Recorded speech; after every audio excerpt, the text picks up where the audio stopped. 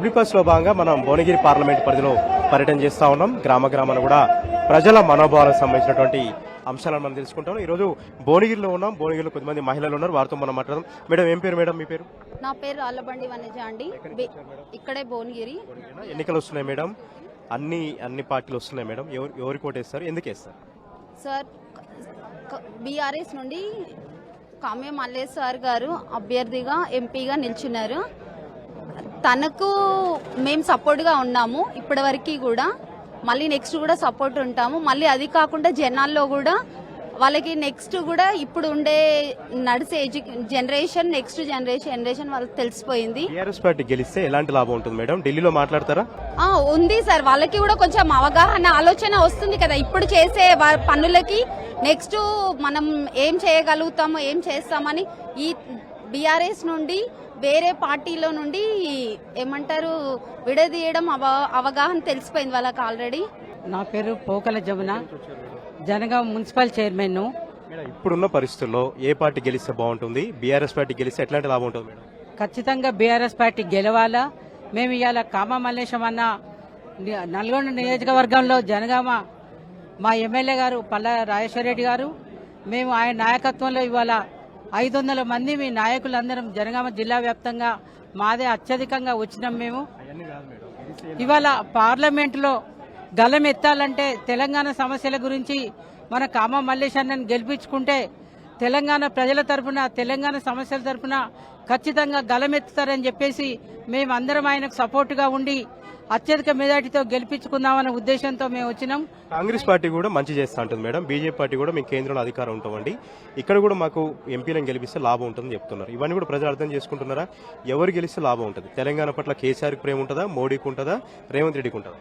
తెలంగాణ సాధించిన ఉద్యమ నాయకుడు కేసీఆర్ కాబట్టి ఉద్యమ నాయకులకు ఉన్నంత బాధ మధ్యలో వచ్చే నాయకత్వానికి ఉండదు, ఖచ్చితంగా ఉండదు.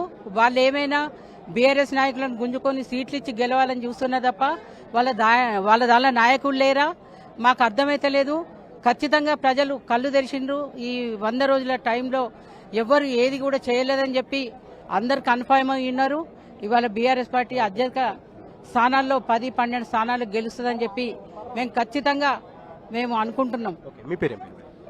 నా పేరు దుర్గపతి చంద్రమ్మ. ఇప్పుడు అన్ని పార్టీలు వస్తున్నాయి మేడం, అందరూ ఓటేయమని చెప్తా ఉన్నారు. ఎవరికి ఓటేస్తారు? ఎవరికి ఓటేసినటువంటి ఆవశ్యకత ఇప్పుడు ఉంది? ఎవరికి వేస్తే మీకు లాభం జరుగుతుంది? ఎవరు చేస్తే కారు గుర్తుకేస్తేనే, మా కేసీఆర్కి వేస్తేనే, శ్యామ మల్లేశకి వేస్తేనే మాకు అవకాశం ఉంటది. ఇప్పుడు మా శేఖర్ రెడ్డిని ఓడగొట్టుకుని మేము సుక్కలు చూస్తున్నాం. ఇప్పుడు అర్థమవుతుందా బీఆర్ఎస్ పార్టీ ఓడిపోవడం వల్ల ఏం జరిగిందని? అర్థమైంది, జరిగింది కాబట్టి రైతులు ఆత్మహత్యలు చేసుకుంటారు, మహిళలు బిందెలు పట్టుకుని రోడ్డు మీదకి వెళ్లి కొట్టుకుంటుర్రు. ప్రతి మహిళకు 18 ఏళ్ళు నిండిన మహిళకు ప్రతి అక్క చెల్లకు 2500 ఇస్తాడు. 2500 లేవు మాకు. 200 యూనిట్లు పిరి అన్నాడు, అది కూడా రాలేదు. వాటర్ కూడా సరిగా అంతలేదు. మా సార్ ఉండగా వచ్చినాయి, వాటర్ ఫుల్ ఉన్నాయి. మీకు ఇంకా మేము 4గురికి కూడా పెట్టినాం. మేము ఇప్పుడు నీళ్లు తాగటానికి కూడా కష్టం వచ్చింది, పొలాలలో కూడా పంట పండించుకున్న కష్టమే వచ్చింది. మళ్ళా మా శ్యామ మల్లేశమే రావాలి, సంటలరా మళ్ళా ఎదిరించేందుకు గొంతు మాదే ఉండాలి. ఇప్పుడు బీఆర్ఎస్ పార్టీ గెలిస్తే కాంగ్రెస్ పార్టీకి భయం అనేది ఉంటుందా? మంచిగా భయం ఉంటది. ఇప్పుడు జనాన్ని చూస్తేనే దడదడ వణుకుతుండు. మా ఎంపీని గెలిపించుకుంటే ఇంకా కూడా కేంద్రంలో నరేంద్ర మోదీ కూడా వణుకుతాడు. ఆయన కూడా తెలంగాణకు రావాల్సిన వస్తాయి, అప్పుడు రావాల్సినవి వస్తాయి. ఇప్పుడు కిషన్ రెడ్డి కూడా ఏం చేయలేదు. ఇప్పుడు ఏమనంటే రాముల వారు ఆయన సొత్తు కాదు, జై శ్రీరామ్ అంటే ఆయన సొత్తు కాదు, అందరి భక్తులే, అందరి దేవుడే. మొన్న శ్రీరాముల నయానికి అందరం కొలుసుకున్నాము, అందరం పూజలు పునస్కారాలు చేసినాము. ఇప్పుడు కూడా మేము చేస్తాము. ఆయన దేవుడు కాదు, ఆయన సొంతం కాదు. మీ పేరు? నా పేరు మద్దెల మంజుల అండి, భువనగిరి అండి. అన్ని పార్టీలు తిరుగుతున్నాయి మేడం, ఎవరు కోటేయాలి? మీరు చదువుకున్న వాళ్ళందరూ ఏం ఆలోచన చేస్తా ఉన్నారు? మామూలుగా జనాలలోనైతే బాగా మార్పు అనేది తెలిసింది. ఖచ్చితంగానైతే కార్కే ఓటేసుకోవాలి. ఇప్పటిదాకా పోయిన ఇంత ముందుకు ఆల్రెడీ ప్రభుత్వం ఏం చేసింది, ఎట్లా చేసింది అని జనాలు చూసిరు. సరే, ఒక మార్పు కావాలనేసి ఒక మార్పు చూసిన తర్వాత జనాలలో ఎంత వ్యతిరేకత అనేది మనం చూసి. ఏం వ్యతిరేకత మేడం? 2 ముక్కలు చెప్పండి. కాంగ్రెస్ పార్టీ పైన ఏం వ్యతిరేకత ఉంది?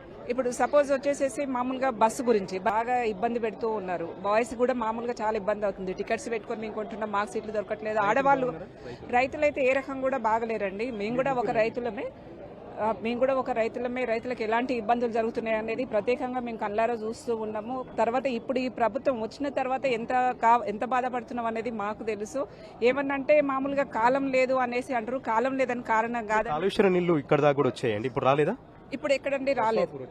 అవునవును, ఇప్పుడైతే రాలేదు. ఆ మధ్యలోనే మొన్న కేసీఆర్ ఇక్కడ నల్గొండ సైడ్ మీటింగ్ పెట్టినప్పుడు అప్పుడు ఓపెన్ చేసిరని తెలిసింది. అప్పటి నుంచి వస్తున్నాయి. అప్పటికే పంటలు ఆల్రెడీ సగం నాశనం అయిపోయినాయి. కొంతమంది అయితే గొర్రెలు కొనుక్కొని మేపుకోవడము, బర్లను వదిలేయడం ఇదంతా చూస్తూనే ఉన్నాము. ఇప్పుడు బీఆర్ఎస్ పార్టీ గెలిస్తే ఏం లాభం ఉంటుంది మేడం? ఆల్రెడీ రాష్ట్రంలో కాంగ్రెస్ పార్టీ అధికారంలో ఉంది. ఇప్పుడు బీఆర్ఎస్ పార్టీ గెలిస్తే కాంగ్రెస్ పార్టీకి భయం అవుతుందా? ఇంకా మంచిగా చేస్తుందా? కేంద్రంలో కూడా మీ హక్కులు వస్తాయా? ఖచ్చితంగా వస్తుందండి. ఎందుకంటే టీఆర్ఎస్ ఇంతవరకు ఎట్లా చేసింది, ఎట్లాంటి అభివృద్ధులు వచ్చింది, పేదవాళ్ళ దాకా ఎట్లా చేరుకుంది ఏంది అనేది, అందులో ఒక కులం తక్కువ వాళ్ళని కూడా ఎవరికైనా కానీ దళిత బంధు కానీ ఇదని మంచి మంచి స్కీములు పెట్టి దళిత బంధు ఎత్తేసిందా మేడం? ఇప్పుడు ఎత్తేసిరా అనేది రీజన్ ఏం చెప్తలేరండి. చాలా మంది దళితులు అయితే అదే దాంట్లోనే ఉన్నారు. కలెక్టర్ ఆఫీసుల దగ్గర కూడా పోతూ ఉన్నారు, కంప్లైంట్ చేస్తూ ఉన్నారు. అట్లాంటివి కూడా ఎన్నో జరుగుతూ ఉన్నాయి. ఎవరు పట్టించుకుంటున్నారు? నిజానికి చెప్పాలి అని అంటే ఈ మధ్యలో నేను ఒక గ్రూప్ లో చూసినాను, ఏంది మామూలుగా దళితుల దాంట్లో కూడా ఎవరికి కూడా ఎంపీ సీటు ఇవ్వలేదని. మాదిగలకు ఇవ్వలేదు మేడం, మాదిగ సామాజిక వర్గానికి ఇవ్వలేదు. బీఆర్ఎస్ పార్టీ మాత్రం 12 జనరల్ స్థానాల్లో 6గురికి బీసీలు టికెట్లు ఇచ్చింది. ఇవన్నీ మీరు అర్థం చేసుకుంటున్నాం సార్. అంటే ఇంతమందుకు వాళ్ళు ఏంటంటే వాళ్ళు పోటీ చేస్తున్నప్పుడు ఏమన్నారంటే దళితులని ప్రతి ఒక్కరిని చూసుకుంటాము, అందరికీ టికెట్లు ఇస్తాము అని అంటున్నారు. వాళ్ళ దాంట్లో వాళ్ళకి టికెట్లు ఇవ్వట్లేదని కూడా ధర్నాలు చేసిన వాళ్ళు ఉన్నారు. ఈ మధ్యకాలంలో ధరం జరిగింది, గ్రూప్లలో కూడా వచ్చింది. మోత్కూరు నరసింహన్న ఏదో అనుకుంటాను మా దీక్ష కూడా చేసిండు. మీ దాంట్లో మిమ్మల్నే గుర్తించుకుంటలేదు సీనియర్ నాయకులని. ఇప్పుడు మీరు ప్రజలకు ఏం చేస్తారు? ఇక్కడ క్యాండిడేట్ ఎవరు మేడం? బీఆర్ఎస్ పార్టీ ఇది కేఎం మల్లేష్ అన్న అనేసి 100% గెలుస్తాడు. ఇప్పుడు ప్రతి ఒక్క దాంట్లో మీటింగ్లలో కూడా ప్రతి ఒక్కటి ఏం చెప్తున్నాడు, ప్రతి ఒక్క నార్మల్ వ్యక్తులకు కూడా నేను ఖచ్చితంగా అందుబాటులో ఉంటాను, నాకు ఫోన్ ఎప్పుడైనా చేయండి, వీళ్ళు లిఫ్ట్ చేయడం వాళ్ళు లిఫ్ట్ చేయడం కూడా ఉండదు, నేను స్వయంగా లిఫ్ట్ చేస్తాను, మీ బాధలు ఏమన్నా ఉంటే కూడా నేను కనుక్కుంటాను అనేసి అంటున్నాడు. ఈ మధ్యకాలంలో అన్నయ్యతో పరిచయం అయింది, అన్నం చూస్తున్నాము. ఒక నార్మల్ వ్యక్తి, ఒక కామన్ వ్యక్తి ఎట్లా ఉంటాడో ప్రజలలో అట్లా ఉంటూ ఉన్నాడు. అలాంటి నాయకుడే కావాలి మాకు కూడా. ఇప్పుడు కాంగ్రెస్ పార్టీ చేస్తున్నటువంటి పనులతోనే గెలుస్తాడు. రైతులకు పూర్తిగా కరెంట్ ఇవ్వలేదు, పంటలు ఎండిపోయినాయి, రైతులకు ఇస్తున్నటువంటి రైతు బంధు, రైతు బీమా ఏవి కూడా రైతులకు అన్ని విధాలుగా నష్టం జరిగింది. కరెంటు లేదు, అసలు 24 గంటలు కాదు, రోజులో ఎప్పుడు వస్తుందో కరెంట్, ఎప్పుడు పోతుందో కూడా తెలియదు. రైతులకు పూర్తిగా నష్టం జరిగిపోయింది. కాదండి, మార్పు అంటున్నారంటే ఆ మార్పు మీకు లాభం చేసిరా, నష్టం జరిగిందా? ఇప్పుడు బీఆర్ఎస్ పార్టీ ఎంపీలు గెలిస్తే కాంగ్రెస్ పార్టీకి భయమే ఇంకా మంచి చేస్తుందా?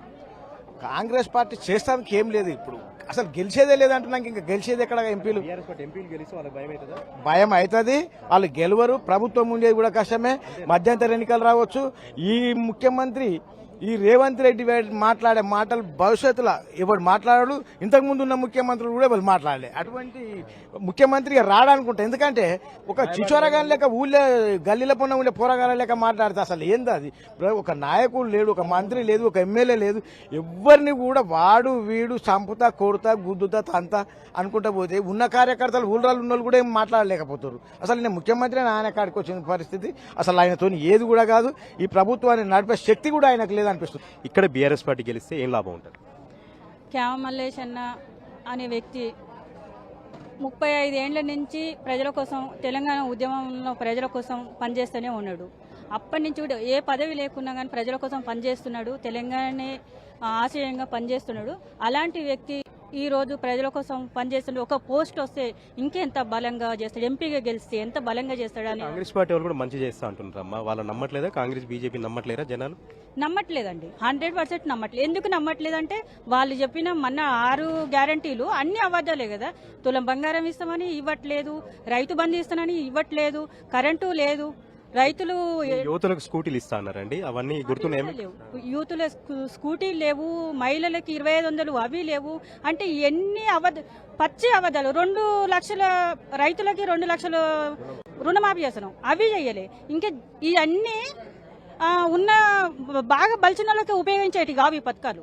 గరీబోళ్ళకి, ఈ గరీబోళ్ళని మోసం చేస్తే గరీబోళ్ళు తిరగబడతారు కదా. తిరగబడుతున్నారా? 100% తిరగబడ్డారు.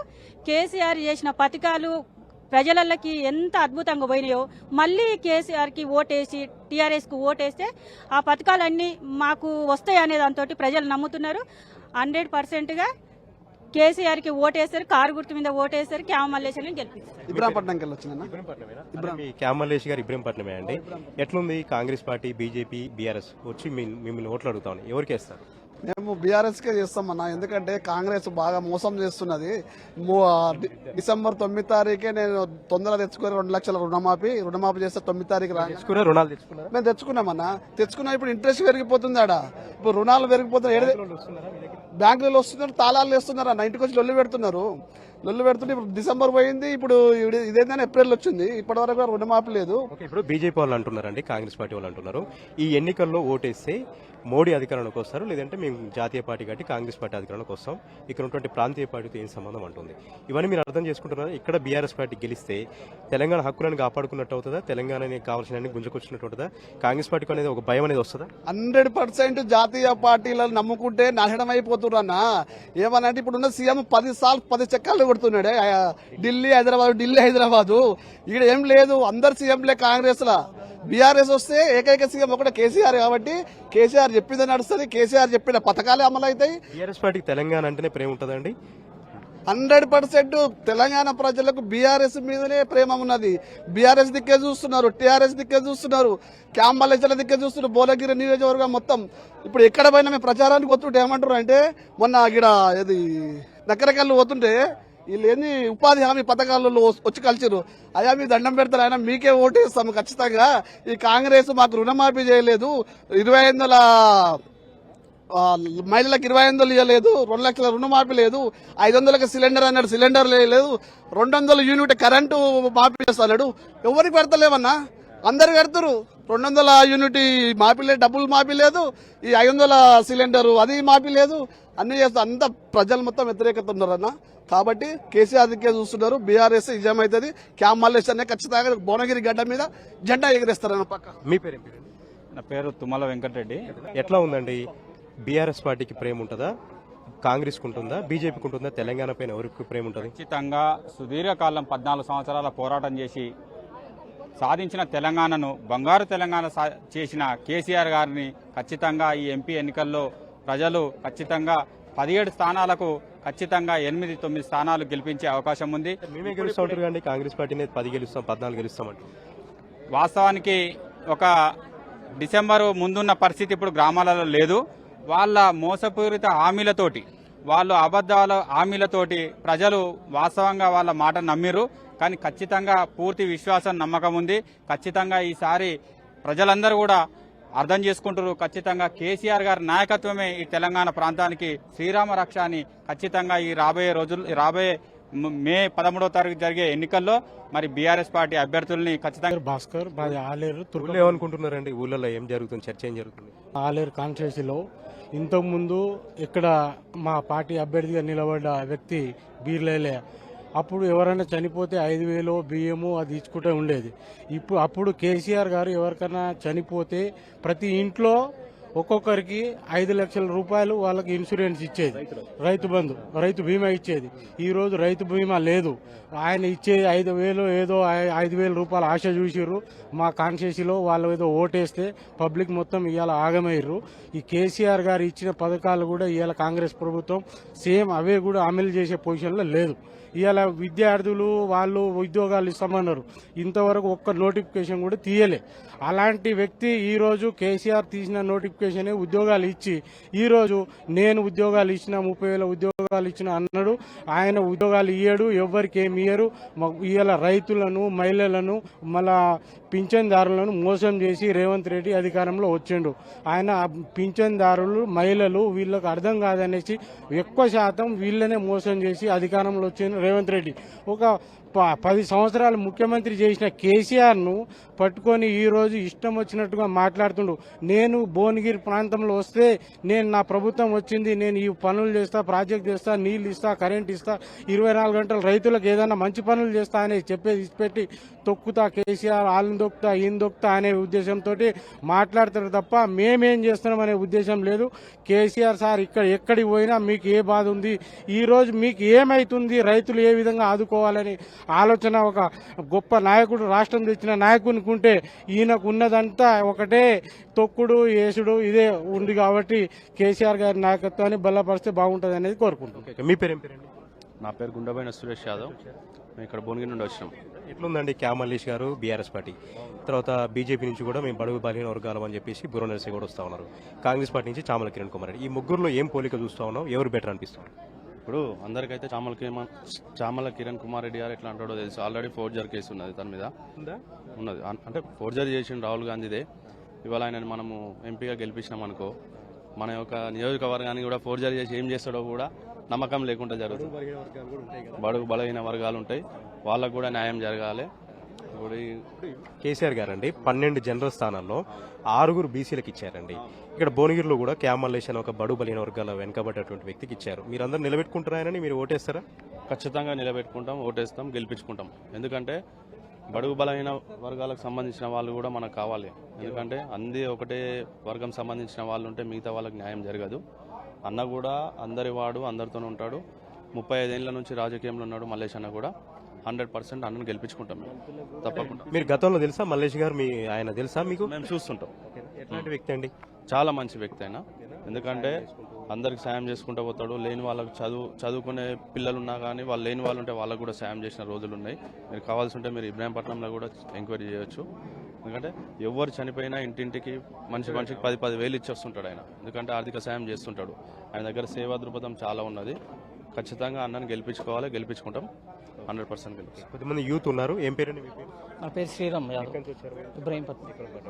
ఇప్పుడు కాంగ్రెస్ పార్టీ చెప్తుందండి మాది జాతీయ పార్టీ, బీజేపీ పార్టీ చెప్తుంది మా జాతీయ పార్టీ, మేము గెలిస్తే కేంద్రంలో అధికారుల కోసం ఓటేసి మేము అభివృద్ధి చేస్తామని చెప్తా ఉన్నారు. బీఆర్ఎస్ పార్టీకి ఓటేయాల్సిన అవసరం ఏందని చెప్తా ఉన్నారు. మీరు చెప్పండి, ఏ పార్టీకి ప్రేమ ఉంటుంది తెలంగాణ పైన? కేసీఆర్ గారి ప్రేమ ఉంటుందా, మోడీకి ప్రేమ ఉంటుందా, రేవంత్ రెడ్డికి ప్రేమ ఉంటుందా? ఎవరికి ప్రేమ ఉంటుంది, ఎవరికి ఓటేస్తారు మీరు? అసలు తెలంగాణ ప్రజలు కేసీఆర్ వైపు ఉన్నారు. రాష్ట్రంలో అసలు దేశమే కేసీఆర్ వైపు చూసింది ఒకగానొక టైంలో. తెలంగాణ ప్రజలు ఏదో మోసపోయి కాంగ్రెస్ ఇచ్చిన దొంగ హామీలను మోసపోయి ఆ హామీలకు అట్రాక్ట్ అయ్యి రేవంత్ రెడ్డి చెప్పుడు దొంగ మాటలకి అట్రాక్ట్ అయ్యి మోసపోయి మాటలను మీరు అంటున్నారండి. వాళ్ళు అంటున్నారు 100 రోజుల్లో మంచి చేసాం, అన్ని హామీలు కూడా అమలు చేస్తా ఉన్నాం అని చెప్తా ఉన్నారు. ఊళ్ళల్లో అవన్నీ అమలు అవుతున్నాయా? ఊర్లలో ఎక్కడ ఏం హామీ అమలైందో చెప్పాలి, రేవంత్ రెడ్డి గారు చెప్పాలి. ఎందుకంటే ఒక బస్సు తప్ప వాళ్ళు ఇచ్చిన ప్రతి ఒక్కటి ఫెయిల్. సిలిండర్ డబ్బులు పడట్లేదు. సిలిండర్ 500కి ఇస్తున్నారు, సిలిండర్ ఇవ్వలేదు. 200 యూనిట్ల కరెంటు, ప్రతి ఇంటికి 200 యూనిట్ల కరెంట్ ఇస్తున్నారు. ప్రతి ఒక్క యూత్ అమ్మాయిలకి, కాలేజ్ అమ్మాయిలకు స్కూటీ ఇస్తున్నారు. ఎక్కడ స్కూటీ ఎక్కడ ఉన్నది? ఈ రాష్ట్రంలో రైతులు కాళేశ్వరం కేసీఆర్ గొప్ప ప్రాజెక్టు తీసుకొని ప్రపంచమే ఇక్కడ చూసే కాళేశ్వరంని ఇక్కడికి తీసుకొస్తే వాళ్ళు మోసం చేసి కేసీఆర్కి ఎక్కడ పేరు వస్తుందో అని చెప్పి దాన్ని ఆపేస్తే ఈ రోజు రైతులు చూడండి మొత్తం వర్షన్లు ఎండిపోయి ఆగమాగం ఉన్నది. ఈ రోజు 100 రోజుల పాలన చూసి మాకు ఓట్లు వేస్తారు, మా 100 రోజుల పాలనకు రెఫరెండం అంటున్నారండి. ఈ రైతులు వీళ్ళందరూ ఈసారి ఓట్లు వేయరా కాంగ్రెస్ పార్టీ? ఖచ్చితంగా వేయరు. ఖచ్చితంగా టీఆర్ఎస్ పార్టీ భారీ మెజార్టీతో భువనగిరి పార్లమెంట్ లో క్యామ్ మల్లేష్ అన్న అభ్యర్థి ఖచ్చితంగా 1,00,000 మెజార్టీతో గెలుస్తాడు. ఓకే, మీ పేరు చెప్పండి. నా పేరు గణేష్ అన్న. కేసీఆర్ గారు తిరుగుతున్నారండి ఎన్నికల ప్రచారంలో. మోడీ కూడా వచ్చారు, అదేవిధంగా రేవంత్ రెడ్డి కూడా వచ్చారు. అయితే ఇక్కడ విచిత్రమైన పరిస్థితి, మోడీ కేసీఆర్ని తిరుగుతున్నారు, రేవంత్ రెడ్డి కేసీఆర్ గారిని తిరుగుతున్నారు. ప్రతిపక్ష పార్టీని 2 అధికార పార్టీ పక్షాలు టార్గెట్ చేస్తా ఉంది. దీన్ని ఎట్లా అర్థం చేసుకోవాలి? కేసీఆర్ గారి మీద ఇంత కోపం ఎందుకంటే మీరేమంటారు? వాళ్ళు ఏమనుకుంటారా, ఇప్పటికి కూడా వాళ్ళు ప్రతిపక్షంలో ఉండమనుకుంటారు. వాళ్ళు ఇప్పటికి కూడా సీఎం కేసీఆర్ అనుకుంటారు. కేసీఆర్ అంటే భయం కాబట్టి, అక్కడ బీజేపీ అయినా ఇటు కాంగ్రెస్ అయినా వాళ్ళకి ఇద్దరు భయం కాబట్టి ఎటున్నా మళ్ళీ కేసీఆర్ దిక్కే మారుతున్నారు వాళ్ళు. అందుకోసం ఇప్పుడు తెలంగాణ గురించి పార్లమెంట్లో మాట్లాడాలంటే ఖచ్చితంగా కాంగ్రెస్ మాట్లాడదు, బీజేపీ మాట్లాడదు. ఎట్టి పరిస్థితుల్లో మనం మాట్లాడాలంటే బీఆర్ఎస్ కాబట్టి మన తెలంగాణ మన భువనగిరి పార్లమెంట్లో ఖచ్చితంగా క్యామరాస్ గెలిపిస్తాం. మన తెలంగాణ ధ్వజాన్ని మన ఢిల్లీలో వినిపించడానికి ఖచ్చితంగా మేము సపోర్ట్ చేస్తామన్నా. నా పేరు రమేష్. ఏం ఆలోచిస్తున్నారండి? మీరంతా కూడా చదువుకున్న వాళ్ళు, అన్ని పరిశీలిస్తూ ఉంటారు, పేపర్లు కూడా చదువుతూ ఉంటారు. ఎవరేం మాట్లాడుతారో అర్థం చేసుకుంటున్నారు, ఎవరు కోటేస్తారు మీరు? అయితే నిన్న ఎన్నికల ప్రచారంలో భాగంగా మరి ముఖ్యమంత్రి గారు మరి భువనగిరికి రావడం జరిగింది. కూడా ఒక ప్రేమ ఉంటుందండి, ఒక బాండింగ్. తెలంగాణ తెచ్చారు, ఉద్యమం చేశారు, ఒక తండ్రిలాగా చూస్తారు అందరూ. అతన్ని దుర్భాషలు ఆడుతూ ఉన్నారు, అతన్ని భయంకరంగా బూతులు తిడుతూ ఉన్నారు. ఇవన్నీ యూత్లో తెలంగాణ వాదుల్లో అందరూ కూడా ఒక రకంగా బాధపడుతూ ఉన్నారా? ఖచ్చితంగా బాధపడుతున్నారు. నిన్న ప్రత్యక్షంగా చూసినటువంటి సందర్భం అందరికి కూడా గుర్తు చేస్తున్నది. ఎందుకంటే రేవంత్ రెడ్డి గారు ముఖ్యమంత్రి హోదాలో వచ్చి ఒక ఆయన ఉన్నటువంటి పవర్కు మరి ఇక్కడ యాదగిరిగుట్టకి ఏం చేస్తాను, భువనగిరి కిల్లాకి ఏం చేస్తాను, ఈ భువనగిరి నియోజకవర్గ పరిధిలో ఉన్నటువంటి నియోజకవర్గాలకి ఏ రకమైనటువంటి అభివృద్ధి చేస్తానని చెప్పేది పోయి ఇవాళ కేవలం మాజీ ముఖ్యమంత్రి వర్యులు కేసీఆర్ గారిని టార్గెట్ చేస్తూ ప్రతి నియోజకవర్గంలో ఉన్నటువంటి ప్రతి ఎమ్మెల్యే కూడా కేసీఆర్ గారిని టార్గెట్ చేస్తూ ఉన్నారు. అంటే మరి కేసీఆర్ గారి వల్ల వాళ్ళకు భయము పొంచి ఉన్నదని అర్థం చేసుకోవచ్చు. వారి వల్ల ప్రతిసారి కూడా ఈ గవర్నమెంట్ కూలగొడతారట అంటే మరి కూలిపోతుంది అనేటటువంటి ఆలోచన ఉన్నది కాబట్టి ప్రతిసారి ఆ విషయం మీదనే స్పందిస్తున్నారు తప్ప మరి ఖచ్చితంగా మరి ఈ ప్రాంతానికి ఈ రకమైనటువంటి అభివృద్ధి చేస్తా మరి యాదగిరిగుట్టకు వచ్చిండు, మన గతంలో యాదగిరిగుట్టకు వచ్చిండు, బిత్తిరి సూపులే చూసిండు తప్ప మరి నేను కూడా ఈ యాదగిరిగుట్ట అభివృద్ధికి తోడ్పడి ఉంటా, ఆ యాదగిరిగుట్ట అభివృద్ధి నేను కూడా చేస్తానని చెప్పి ఒక్క మాట కూడా అనలేదు. రియల్ ఎస్టేట్ను కూడా మొత్తం భూస్థాపితం చేసిండు. ఏమనంటే నేను రియల్ ఎస్టేట్ని ఎట్లా లేపుతానో నాకు తెలుసు, రియల్ ఎస్టేట్ నుంచే వచ్చినాను అంటాడు తప్ప ఇంతవరకు రియల్ ఎస్టేట్ని లేపింది లేదు, రియల్ ఎస్టేట్ గురించి ఆలోచించింది లేదు. ఎట్లా లేస్తుందండి రియల్ ఎస్టేట్? ఏదైనా అభివృద్ధి చేస్తే రియల్ ఎస్టేట్ వస్తుంది, అక్కడ పెట్టుబడిదారులు వస్తారు, పెట్టుబడిదారులు వస్తే ఆటోమేటిక్గా రియల్ ఎస్టేట్ లేస్తుంది తప్ప గాసోయి లేకుండా ఎంతసేపు నేను రియల్ ఎస్టేట్ లేపుతా అంటాడు. ఎక్కడ కూడా ఒక అభివృద్ధి గురించి మాట్లాడింది లేదు, చేసింది లేదు కూడా మరి ప్రజలంతా కూడా భువనగిరి వాసులంతా కూడా గమనిస్తున్నారు. ఖచ్చితంగా ఎమ్మెల్యేస్ గారు భారీ మెజార్టీతో గెలుస్తారు. ఈ మార్పు మొదలైంది, ఆ మార్పు అనేది గట్టిగా భువనగిరి నియోజకవర్గం నుంచి ఈ విధంగా భువనగిరి పార్లమెంట్ పరిధిలో మనం పర్యటన చేస్తూ ఉన్నాం. అందరి యొక్క అభిప్రాయాలు మనం తెలుసుకుంటున్నాం, అందరి మనోభావాలు కూడా మనం తెలుసుకుంటున్నాం. ఎన్నికల వేళ అన్ని పార్టీలు కూడా తమ వద్దకు వస్తున్నాయి, అన్ని పార్టీలు కూడా వాళ్ళ మేనిఫెస్టో చెప్తా ఉన్నారు. అంతిమంగా తమకు నచ్చినటువంటి వ్యక్తికి మేము ఓటేస్తాం, విచక్షణతో ఓటేస్తాం. ఎవరైతే తెలంగాణ అభివృద్ధి కట్టుబడి ఉంటారో, ఎవరైతే తెలంగాణ పట్ల ప్రేమ ఉంటారో వారికి తమ ఓటును వేస్తామని కూడా భువనగిరికి సంబంధించినటువంటి ఓటర్లు మనతో చెప్తా ఉన్నారు. కెమెరా పర్సన్ వెంకట్తో రాము టీ న్యూస్, భువనగిరి.